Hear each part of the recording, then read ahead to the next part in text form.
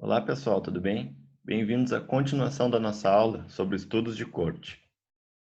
Esse vídeo então é o segundo vídeo dessa aula em que nós vamos falar sobre os tipos de estudo de corte, ou seja, diferentes variações que esse delineamento pode adotar.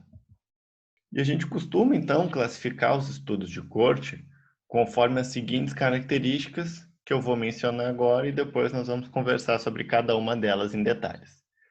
A primeira delas é a direcionalidade, em que ela pode ser retrospectiva, prospectiva ou ambispectiva. A segunda característica nos permite classificar uma corte como fixa ou dinâmica. Uma corte também pode ser uni ou multipropósito, e nós também podemos classificar uma corte com relação a características da população-alvo. Começando então com direcionalidade dos estudos de corte, pessoal, nós temos três tipos dentro dessa característica: prospectivo, retrospectivo e ambispectivo. E cada um desses tipos se diferencia um do outro conforme a ordem temporal dos eventos. O delineamento prospectivo se caracteriza pela seguinte ordem de eventos. Primeiro, nós temos o início do estudo. Após o início do estudo, nós medimos a exposição dos indivíduos, ou seja, identificamos quais indivíduos são expostos e quais são não expostos. E, posteriormente a isso, nós medimos o desfecho. No delineamento retrospectivo, no momento em que nós iniciamos o estudo, os indivíduos já foram expostos, depois tiveram ou não tiveram o desfecho, e aí então nós fazemos o nosso estudo. Como a exposição e o desfecho precedem no tempo o início do estudo, nós só vamos ter alguma informação sobre a exposição e o desfecho, nesse caso, através de dados de registro. Não se preocupem que nós vamos conversar bastante sobre isso e ver alguns exemplos de como isso poderia acontecer na prática. E o delineamento ambispectivo seria um meio termo entre esses dois, em que os indivíduos já foram expostos ou não no passado. Nós então começamos o estudo e depois do início do estudo nós mesmos medimos a ocorrência do desfecho. Começando então, pessoal, com as cortes prospectivas, ou também chamadas de futurísticas, vamos discutir um exemplo hipotético desse tipo de estudo. Nesse exemplo, nós temos aqui uma corte avaliando a relação entre obesidade, que seria a nossa característica de exposição, e pressão arterial, que seria então o nosso desfecho em escolares. Especificando um pouco melhor, pessoal, no nosso exemplo aqui, nós estamos conversando sobre obesidade aos 10 anos de idade e pressão arterial aos 15 anos de idade dos participantes do estudo. Nós então poderíamos, para fazer esse estudo, iniciar uma corte cujos participantes são escolares e têm 10 anos de idade na linha de base, ou seja, no início do estudo. Nesse momento, então, nós vamos classificar os indivíduos como obesos e não obesos e vamos seguir acompanhando esses participantes ao longo do tempo. Após 5 anos, afinal, nós temos interesse no desfecho aos 15 anos de idade dos indivíduos, então nosso acompanhamento vai durar 5 anos. Após esses 5 anos, nós vamos avaliar os mesmos indivíduos novamente, no caso, a fim de medir ou de aferir a pressão arterial desses indivíduos. Notem, então, portanto, pessoal, que a obtenção dos dados para o estudo e a mensuração dos participantes acontecem simultaneamente, ou seja, a partir do momento em que as pessoas são medidas, eu tenho, então, os dados que eu preciso para o estudo. Quando elas são medidas na linha de base, eu tenho o dado referente a eles serem ou não expostos, e quando eles são medidos ao final do estudo, nós obtemos, então, os dados com relação ao desfecho. E esse delineamento, então, contrasta com a corte retrospectiva, também chamada de histórica. Vamos tentar entender, então, como funcionaria uma corte histórica dentro da mesma pergunta de pesquisa, em que nós temos interesse em estudar a obesidade aos 10 anos de idade e pressão arterial aos 15 anos de idade. Para isso, vamos supor, pessoal, só para fins de exemplo, que em todas as escolas que foram incluídas no nosso estudo, elas fazem por conta própria, não por causa de alguma pesquisa, mas por conta própria, elas fazem uma avaliação da composição corporal e da pressão arterial dos seus alunos uma vez ao ano.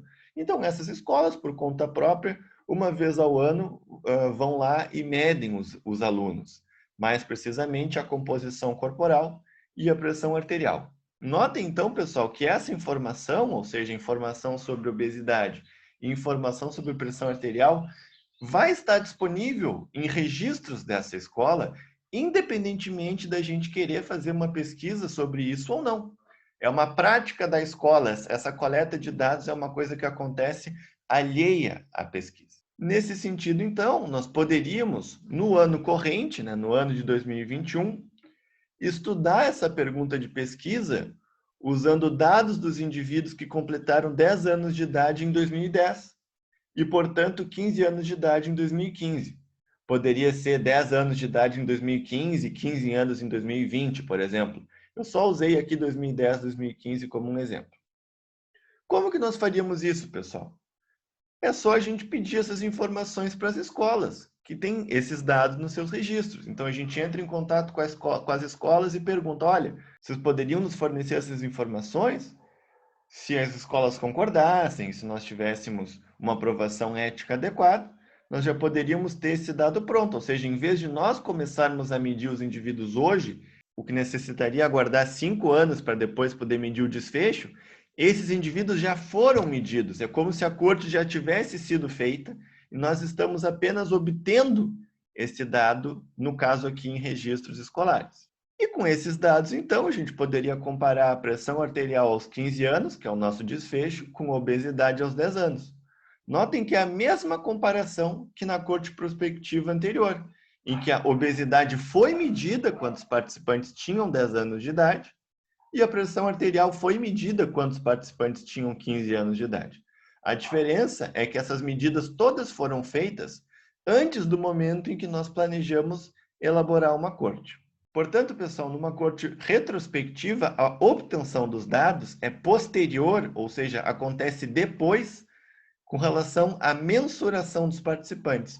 Notem aqui nesse exemplo que os indivíduos que vão ser incluídos no nosso estudo, eles foram medidos em 2010, quando eles tinham 10 anos de idade, em 2015, quando eles tinham 15 anos de idade. Mas o nosso estudo vai começar em 2021 e a gente vai simplesmente obter esses dados de registro e utilizar esses dados para fazer uma análise epidemiológica. E nós também temos, então, as cortes ambespectivas. Vamos tentar entender esse delineamento seguindo o nosso mesmo exemplo de obesidade e pressão arterial em escolares.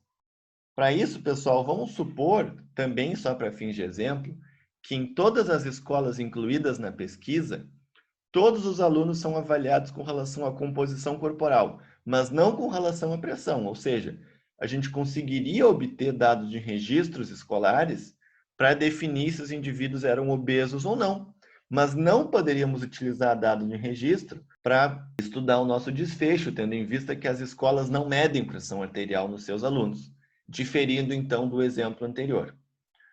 Como que nós então faríamos essa corte ambespectiva? Um exemplo seria esse. No ano de 2021, no ano corrente, nós poderíamos então estudar essa pergunta de pesquisa usando uma mistura de dados de registros e dados gerados por nós mesmos, pelos próprios pesquisadores. Por exemplo, nós poderíamos usar dados de registros dos alunos que completaram 10 anos de idade em 2016 e, portanto, completam 15 anos em 2021, que é o ano corrente. Ou seja, a gente teria duas fontes de dados. Uma delas seriam os dados de registros escolares, que nós utilizaríamos então para definir se os indivíduos eram ou não obesos quando eles tinham 10 anos de idade, no caso aqui em 2016.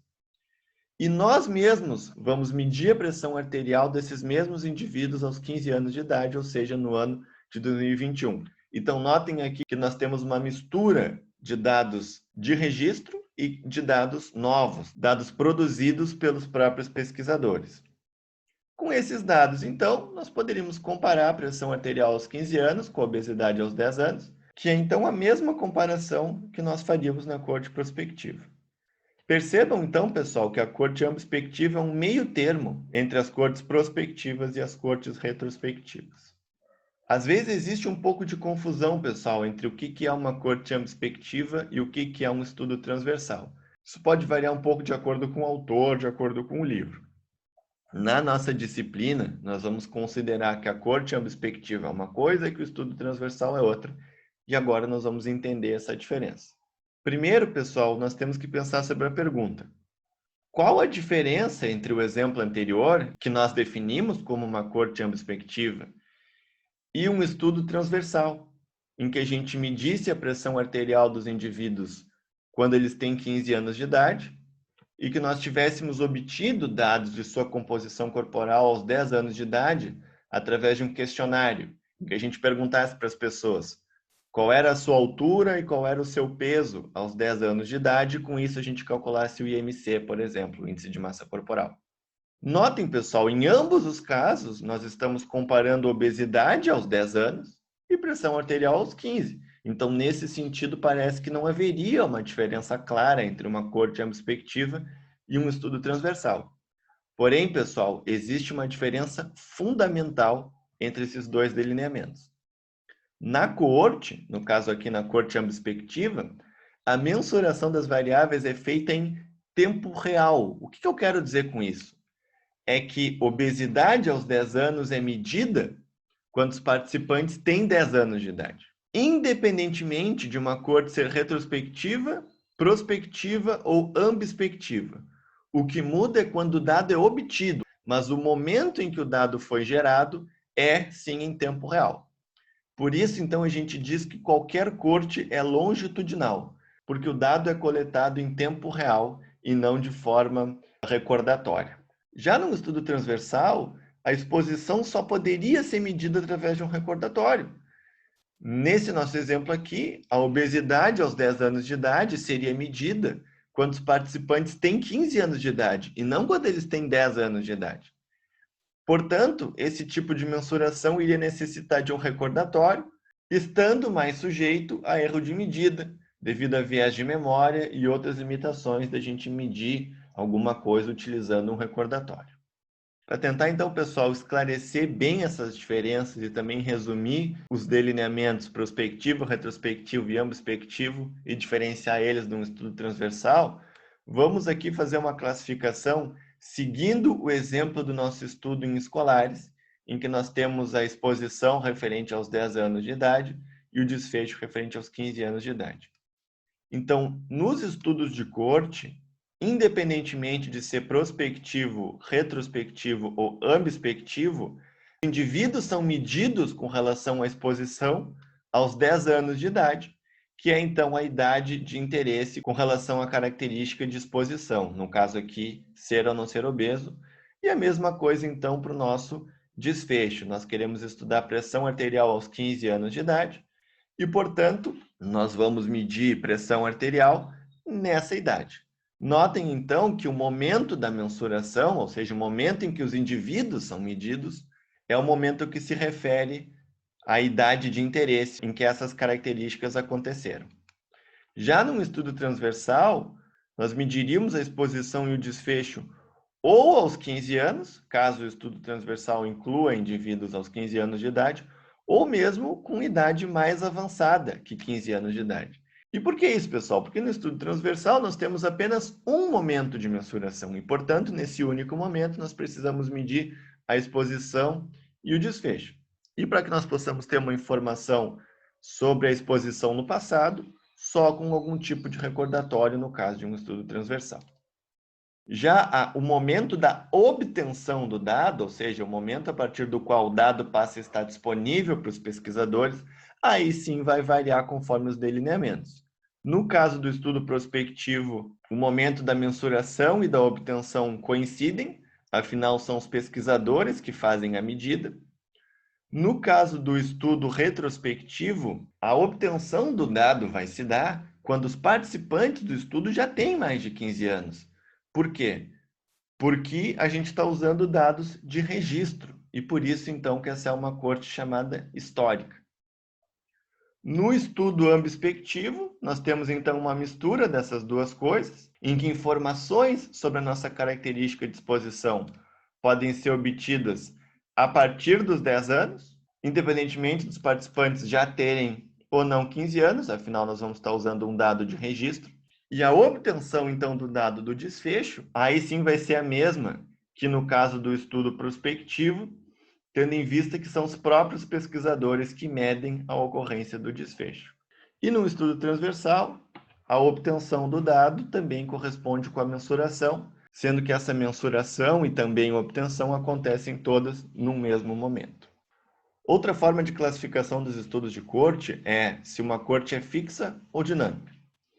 Nas cortes fixas, que também são chamadas de fechadas, o recrutamento acontece apenas uma vez, ou seja, existe um único momento em que os indivíduos são selecionados para participar do estudo e incluídos na linha de base. Também, todos os participantes começam a ser acompanhados no mesmo momento. Então, nós temos uma etapa de recrutamento, definimos a nossa linha de base e todos os participantes incluídos nessa linha de base vão começar a ser acompanhados exatamente no mesmo momento. E, além disso, todos os participantes do nosso estudo vão ser acompanhados pela mesma duração, a menos que o desfecho ocorra. Então, se um indivíduo desenvolveu o desfecho com 1 ano de acompanhamento, esse indivíduo não vai ser mais acompanhado dentro daquela nossa lógica do desfecho cientificamente ideal que nós definimos no vídeo anterior. Se um indivíduo demorar, por exemplo, 3 anos para desenvolver o desfecho, ele vai ser acompanhado por 3 anos. Fora isso, fora a ocorrência do desfecho, todos vão ser acompanhados por exatamente a mesma duração. Já nas cortes dinâmicas, ou também chamadas abertas, diferentes participantes do estudo podem ser incluídos no estudo em diferentes momentos. Ou seja, a gente pode ter várias ondas de recrutamento, uma depois da outra. E, portanto, o acompanhamento vai iniciar em momentos diferentes para diferentes participantes. O acompanhamento de participantes incluídos na onda 1 de recrutamento vai iniciar em um momento. Já o acompanhamento de participantes incluídos na onda 2 vai iniciar em um outro momento e assim por diante. Além disso, nas cortes dinâmicas, os participantes podem entrar e sair do estudo mesmo que o desfecho não ocorra, o que significa que a duração do acompanhamento pode variar entre participantes do estudo, tanto porque eles entram em momentos diferentes no estudo, também porque eles podem entrar e sair do estudo de forma irrestrita. Vamos então ver um exemplo hipotético de uma corte fixa, tá, pessoal? Nesse nosso exemplo, nós temos então uma corte avaliando a relação entre obesidade como exposição e casos novos de infarto como desfecho em idosos. Nesse exemplo, o recrutamento aconteceu da seguinte forma. Nos meses de janeiro e março do ano de 2021, foram incluídos 1.000 idosos no estudo. Em abril, ou seja, no mês seguinte ao fim do recrutamento, todos os 1.000 idosos foram avaliados com relação à obesidade, para definir o grupo exposto e o grupo não exposto, e também o seu histórico de infarto. E nós também, então, excluímos do nosso estudo os 100 idosos, nesse nosso exemplo aqui, que já tiveram algum infarto no passado, de forma que restaram 900 idosos para acompanhamento, ou seja, então a nossa linha de base é composta por 900 idosos, todos eles sem histórico de infarto prévio. E o nosso acompanhamento, então, nessa nossa corte fixa, para todos os participantes, ele iniciou em abril de 2021 e terminou em março de 2026, totalizando então 5 anos de acompanhamento, sendo que os indivíduos foram acompanhados semestralmente, ou seja, a cada semestre os indivíduos eram medidos novamente com relação à ocorrência de infarto. E aqui então nós temos uma representação esquemática dessa nossa corte fixa, em que nós temos, para fins de simplificação, apenas 4 indivíduos, os indivíduos A, B, C e D. Então, o início do acompanhamento para todos esses 4 indivíduos foi em abril de 2021, e o fim do acompanhamento para todos os indivíduos, fora se o desfecho já aconteceu, foi em março de 2026. Nesse nosso exemplo aqui, por exemplo, o indivíduo A foi acompanhado por 1 ano e meio. Por quê? Porque ele infartou após 1 ano e meio de acompanhamento. Como ele já teve esse caso novo do desfecho, nós não precisamos seguir acompanhando esse indivíduo. Já o indivíduo D, por exemplo, ele não infartou dentro de 5 anos, então ele foi acompanhado durante todo o tempo e dentro desses 5 anos ele não teve infarto. E também uma interpretação similar para os indivíduos B e C. Então, notem, o acompanhamento iniciando no mesmo momento para todos os participantes do estudo e os indivíduos deixando de ser acompanhados apenas se eles desenvolvem o desfecho. Agora vamos ver um exemplo de uma corte dinâmica, para que a gente possa contrastar com uma corte fixa e entender as diferenças entre esses tipos de corte. Nessa nossa corte dinâmica, nós vamos seguir o exemplo anterior, em que nós temos uma corte avaliando a relação entre obesidade, que é a nossa exposição, e casos novos de infarto, que é o nosso desfecho em idosos. Mas, na corte dinâmica, o recrutamento vai ser bastante diferente que com relação à corte fixa. Nesse nosso exemplo aqui, esse recrutamento começa em 2021 e termina em 2025, funcionando da seguinte forma. Em cada um desses anos, uma amostra das pessoas que completaram 60 anos de idade entre abril do ano anterior e março do atual ano e que nunca tiveram infarto, para excluir casos prevalentes, são então convidadas a participar do estudo. Além disso, idosos que se mudaram para Pelotas, no caso aqui a gente está restringindo a nossa população à cidade de Pelotas, dentro desse período, ou seja, dentro de abril do ano anterior e março do ano corrente, e que também nunca tiveram infarto, vão ser convidados a participar do estudo. Então, notem, pessoal, que nós vamos ter diferentes momentos de recrutamento, um em 2021, outro em 2022, outro em 2023, outro em 2024, outro em 2025, em que nós vamos incluir pessoas que passaram a cumprir o nosso critério de definição de idoso e também pessoas que não moravam em Pelotas e que agora passaram a morar em Pelotas. E o acompanhamento, no nosso exemplo, vai ser da seguinte forma. Os indivíduos possam ser acompanhados em abril do mesmo ano em que eles foram incluídos no estudo. Então, se o indivíduo foi incluído em 2021, ele vai ser acompanhado a partir de abril de 2021. Se o indivíduo for incluído em 2023, por exemplo, ele vai passar a ser acompanhado a partir de abril de 2023 e assim por diante. Também os indivíduos podem entrar e sair do estudo várias vezes, podendo deixar de ser acompanhados por razões além da ocorrência de infarto, como mudança de cidade, como desistência, etc. E o acompanhamento vai ser encerrado, dentro desse nosso exemplo, em abril de 2031. Nessa figura, então, pessoal, nós temos uma representação esquemática dessa nossa corte dinâmica. Vamos, então, entender essa representação. Primeiro, nós temos 10 indivíduos, do indivíduo A ao indivíduo J.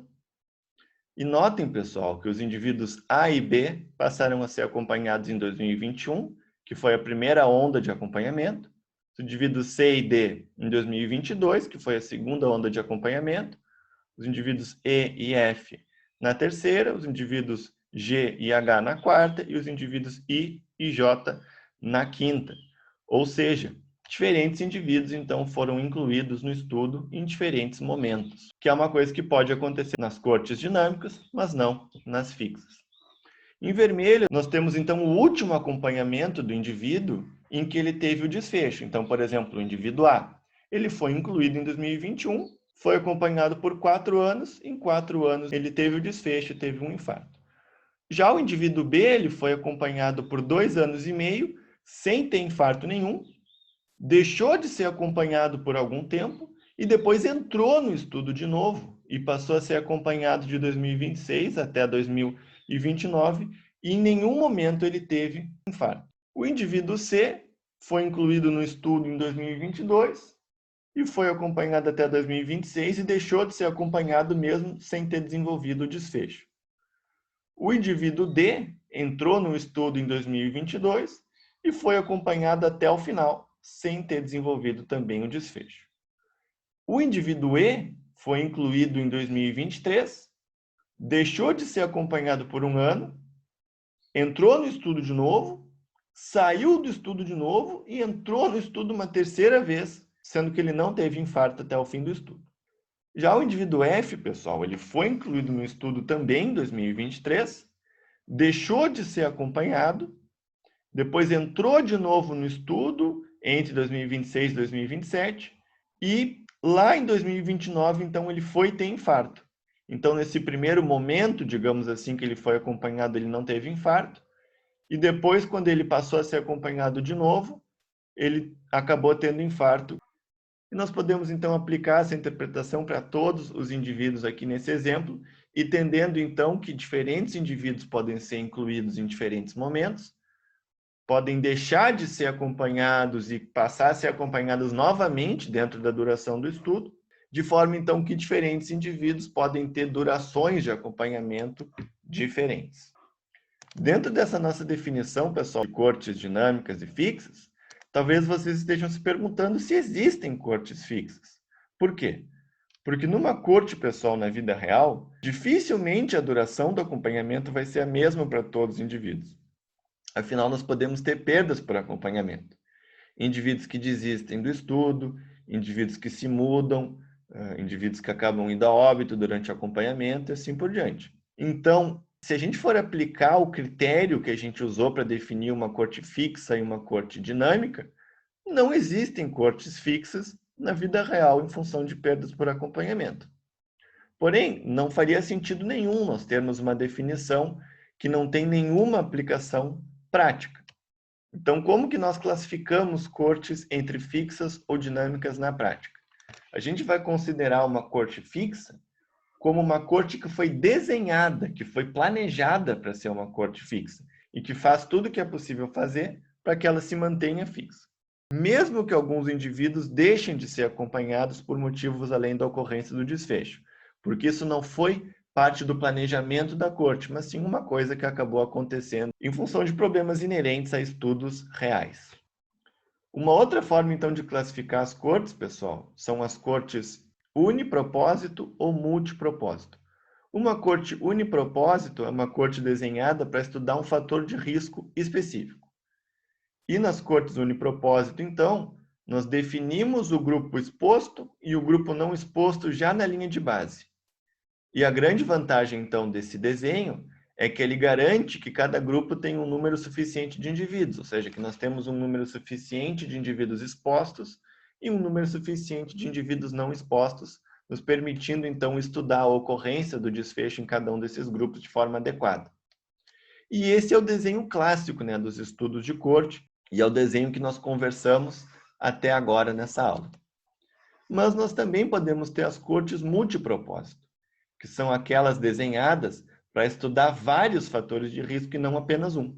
Nesse desenho, então, nós vamos definir os grupos exposto e não exposto, não na linha de base. Afinal, o indivíduo ser exposto ou não vai depender do fator de risco que eu quero estudar no momento. Então, a gente vai fazer essa definição lá no momento que a gente vai analisar os dados, e não no momento da linha de base. Uma desvantagem importante é que não há garantia que haverá um número suficiente de indivíduos em ambos os grupos.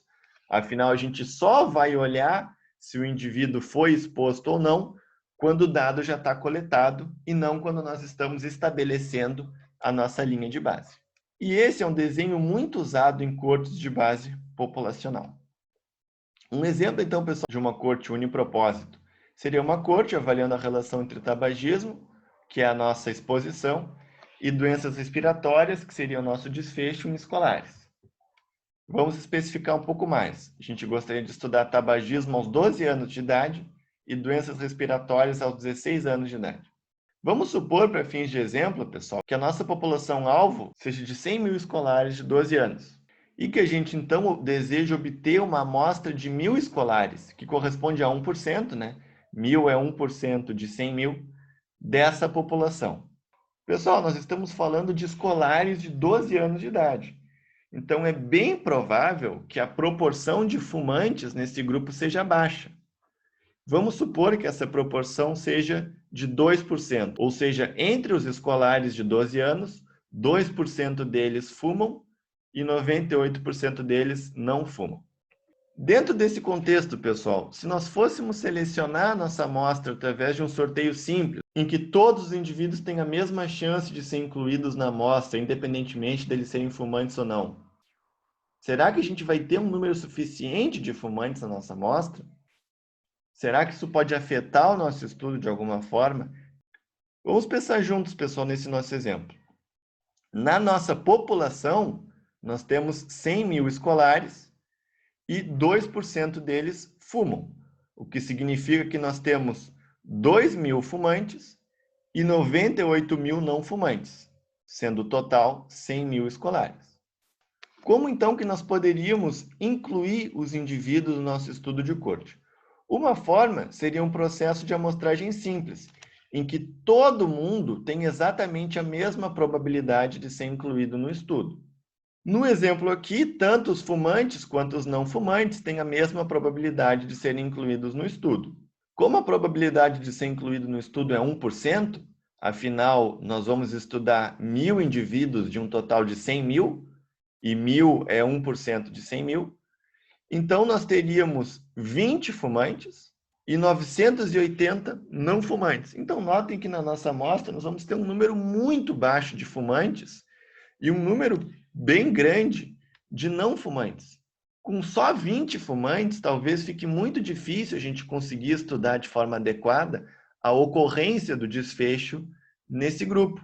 Isso pode, então, afetar o nosso estudo, porque se nós não conseguirmos estudar de forma adequada a ocorrência do desfecho entre os fumantes, nós não vamos conseguir fazer uma comparação adequada entre os fumantes e os não fumantes. Porém, pessoal, uma segunda forma de seleção dos indivíduos por estudo seria uma amostragem estratificada, ou seja, dentro de cada grupo ou cada extrato, e daí o nome estratificada, a gente pode usar uma probabilidade diferente de seleção para o estudo.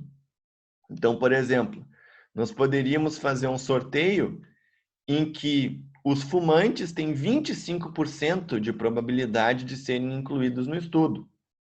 Se nós fizermos isso, nós vamos ter 500 fumantes na nossa amostra. E entre os fumantes, nós podemos usar uma probabilidade de seleção, né, uma probabilidade de inclusão na amostra, aqui de aproximadamente 0,5%, em que nós teríamos também 500 indivíduos não fumantes. Notem, então, pessoal, que na amostra que nós obtemos com esse processo de amostragem estratificada, nós temos um bom número em cada um dos grupos, nos permitindo, então, fazer uma comparação mais adequada da ocorrência do desfecho entre fumantes e não fumantes do que no exemplo anterior, em que quase todo mundo é não fumante. Ou seja, é possível com que a gente dê maior peso aos fumantes, maior probabilidade de inclusão na amostra aos fumantes.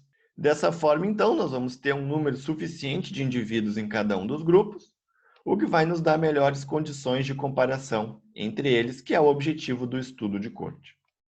Mas, pessoal, vocês devem estar lembrando que lá na nossa aula de seleção de participantes para estudos epidemiológicos, a amostra tinha que ser equiprobabilística.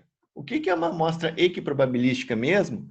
É uma amostragem em que todos os indivíduos da população-alvo têm a mesma probabilidade de serem incluídos na amostra, e que isso era importante para que a nossa amostra fosse representativa da população-alvo. No caso que eu acabei de explicar, na amostragem estratificada, é evidente que a amostra não é equiprobabilística, né? Porque a probabilidade de ser incluído varia entre indivíduos. Mais especificamente nesse exemplo, a probabilidade de ser incluído no estudo é maior entre os fumantes do que entre os não fumantes. Pessoal, mas vamos pensar um pouco mais sobre isso. Qual é o objetivo do estudo? É comparar fumantes com não fumantes. Para isso, nós precisamos que os fumantes incluídos na amostra sejam representativos do total de fumantes na população e que os não fumantes incluídos na amostra sejam representativos do total de não fumantes na população. Por quê? Porque se os fumantes incluídos na amostra forem representativos do total de fumantes, então a ocorrência do desfecho entre os fumantes na amostra vai ser uma estimativa adequada da ocorrência do desfecho no total de fumantes da população. E o mesmo raciocínio para os não fumantes. Ou seja, para que a gente tenha uma comparação válida entre fumantes e não fumantes, nós precisamos que a amostragem seja equiprobabilística dentro de cada grupo de tabagismo. Ou seja, que ela seja equiprobabilística dentro dos fumantes e seja equiprobabilística dentro dos não fumantes, mesmo que ela não seja equiprobabilística no todo. E essa estratégia de amostragem ela é muito comum quando o fator de risco é raro, justamente para que nós tenhamos um número adequado de indivíduos no grupo exposto e de indivíduos no grupo não exposto. Chamando a atenção, pessoal, que essa estratégia de amostragem ela é válida apenas para comparações entre fumantes e não fumantes. Outros tipos de inferência vão ser afetados, sim, porque no todo a amostra não é equiprobabilística. E esses outros tipos de inferência só vão ser possíveis mediante algum tipo de correção estatística para esse processo de amostragem estratificada, mas não se preocupem, nós não vamos entrar nesse tipo de situação nessa disciplina. Eu só estou deixando claro para vocês essa diferença entre a amostragem equiprobabilística no todo e a amostragem equiprobabilística dentro de grupos específicos, no nosso caso aqui, dentro de grupos do fator de risco, dentre os expostos e dentre os não expostos. Agora vamos ver um exemplo de uma corte multipropósito, pessoal. Um exemplo real disso é uma corte de todos os nascidos vivos na cidade de Pelotas no ano de 1982, que inclui, então, todos os nascidos vivos nesse ano cujas mães residiam na zona urbana de Pelotas. No primeiro acompanhamento, que aconteceu no período perinatal, foram obtidas várias informações, incluindo, por exemplo, o peso ao nascer dos indivíduos. Aos 2 anos de idade dos participantes do estudo, ou seja, em 1984, o estado nutricional das crianças, dos participantes do estudo, também foi medido, e aos 30 anos de idade, a altura desses indivíduos foi avaliada. Muitas outras informações foram obtidas dentro desse estudo, eu só estou trazendo aqui alguns exemplos. Como então que poderia funcionar essa nossa corte multipropósito, pessoal? Aqui nós temos então o peso ao nascer, medido em 1982, o estado nutricional, medido em 1984, e a altura, medida em 2012. Em 1982, foi o recrutamento e acompanhamento perinatal. Em 84, um acompanhamento na infância, quando os indivíduos tinham 2 anos. Em 2012, um acompanhamento na fase adulta, quando os indivíduos tinham 30 anos. Então, notem, pessoal, que com esse tipo de corte, nós podemos fazer múltiplas comparações. Por exemplo, aqui indicado em vermelho, nós poderíamos estudar a relação entre peso ao nascer como exposição e altura na fase adulta como desfecho. Nós também poderíamos estudar a relação entre peso ao nascer como exposição e estado nutricional como desfecho, aqui indicado por verde.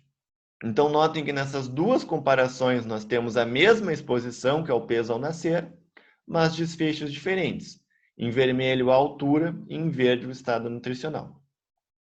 Nós poderíamos, inclusive, pessoal, fazer uma terceira análise, em que nós temos o estado nutricional como exposição e o desfecho, a altura, aqui indicado em azul. Então, notem, pessoal, que numa corte multipropósito, uma característica que em uma análise pode ser uma variável de desfecho, no caso aqui, estado nutricional, em outra análise, ela pode ser a exposição.